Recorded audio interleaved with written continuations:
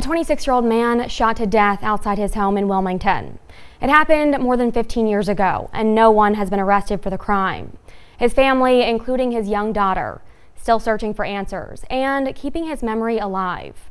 What happened to Emmett Irving in 2008 remains unsolved.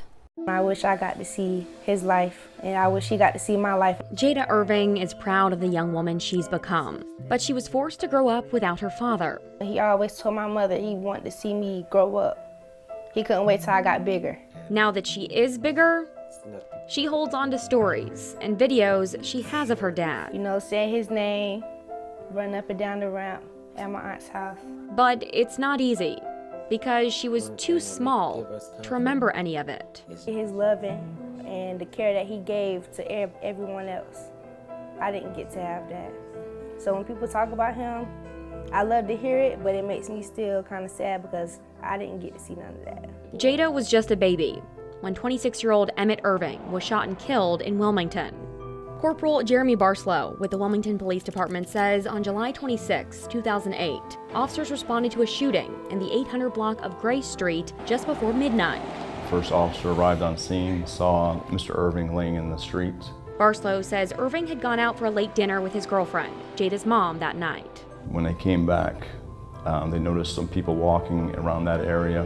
Barslow says as they pulled into the driveway, they noticed the people were not passing the house. He didn't really think too much about it, but his girlfriend felt uneasy about it. She noticed when Emmett was walking up to the house, these two unknown individuals followed him up onto the porch with guns in their hand.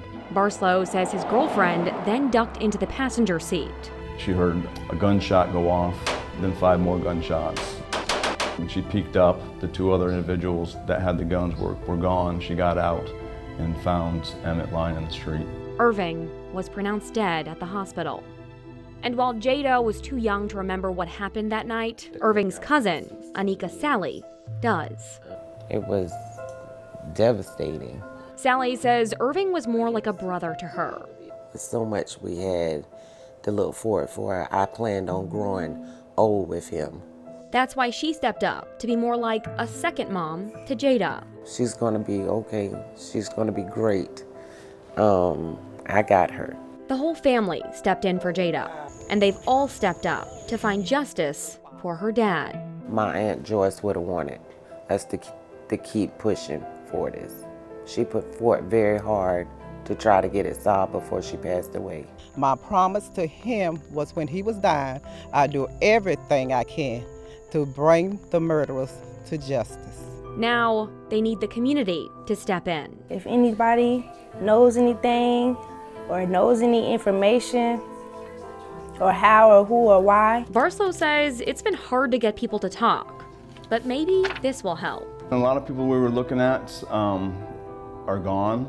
They've died themselves, or they're away for crimes that they've committed. It's my belief that with some of these people not out in the streets, that maybe someone will feel comfortable coming forward. Anything you remember could help bring answers to a night Sally never wants to relive. Closure. We can move forward. Give us some closure. Anything that could help solve Irving's death and give his entire family a moment of justice they will all remember forever. If you have any information, please contact Wilmington Police. To see this story and others, go to our website at waytv3.com/unsolved.